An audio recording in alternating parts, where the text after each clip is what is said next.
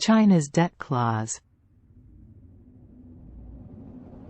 China's Belt and Road Initiative, BRI, launched in 2013, is an ambitious infrastructure project aimed at building a network of roads, railways, ports, and other infrastructure across Asia, Africa, and Europe.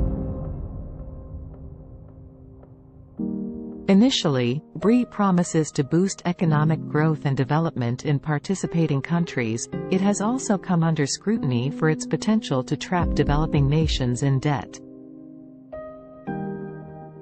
Why China's debt trap is a concern, as well as some of the countries that have fallen victim to it. The primary reason why China's debt trap is a concern is the sheer size and scope of the BRI. The project has been estimated to cost up to $8 trillion, making it one of the largest infrastructure projects in history. While China has provided much of the funding for the BRI, many participating countries have had to borrow heavily to finance their projects. This has led to concerns about their ability to repay their debts, especially given the high interest rates and short repayment periods that China often demands. One of the countries that have fallen victim to China's debt trap is Sri Lanka. In 2017, Sri Lanka was forced to hand over control of the newly built Hambantota port to China after struggling to repay its loans. The port was a flagship project of the BRI. Its loss was seen as a major blow to Sri Lanka's sovereignty and economic future. Pakistan has also fallen into China's debt trap, with many experts warning that the country may soon be unable to repay its loans to China. Pakistan has borrowed heavily from China to fund its infrastructure projects, including the China-Pakistan Economic Corridor, CPEC. Another country that has been affected by China's debt trap is Kenya. Kenya has borrowed heavily from China to fund its new standard gauge railway, SGR, which runs from Mombasa to Nairobi. However, the project has been criticized for its high cost and questionable economic viability. Many Kenyans have also expressed concerns about the impact of the SGR on the country's economy and environment. Ethiopia is another country that has been caught in China's debt trap. Ethiopia has borrowed heavily from China to fund its infrastructure projects, including the Addis Ababa-Djibouti Railway. Ethiopia's debt has been rising rapidly in recent years. Many experts are warning that it may soon be unable to repay its loans. Ethiopia's debt crisis has also been exacerbated by its ongoing conflict with the Tigray region.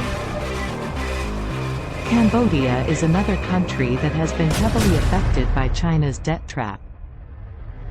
Cambodia has borrowed heavily from China to fund its infrastructure projects, including the new Phnom Penh airport. However, many Cambodians have expressed concerns about the high cost of these projects and their impact on the country's sovereignty and environment. Other countries that have been affected by China's debt trap include Laos, Maldives, and Montenegro. Laos has borrowed heavily from China to fund its new high-speed railway, while the Maldives has borrowed heavily to fund its new airport. Montenegro has also borrowed heavily from China to fund its new highway project, which has been criticized for its high cost and environmental impact. In conclusion, China's debt trap is a major concern for many countries participating in the Belt and Road Initiative. While the BRI promises to boost economic growth and development, many participating countries have had to borrow heavily to finance their projects. This has led to concerns about their ability to repay their debts, especially given the high interest rates and short repayment periods that China often demands. The international community will need to work together to find a solution that benefits everyone involved. Solutions for countries that have been victim to the debt trap is to negotiate better loan terms with China. This could involve seeking 1. Lower interest rates. 2. Longer repayment periods, or debt restructuring. Negotiations can be challenging, as China often holds the upper hand in these discussions due to its economic and political clout. Another potential solution is to seek financing from other sources, such as multilateral development banks or private investors. This could help to diversify sources of financing and reduce reliance on China. Indonesia, as one of the indebted countries, has already taken steps to reduce its reliance on China's financing. In 2019, Indonesia secured a $750 million loan from the Asian Development Bank to fund its infrastructure projects. The loan came with more favorable terms than China's loans, including a lower interest rate and longer repayment period. Another potential solution is to increase transparency and accountability in the financing and implementation of infrastructure projects.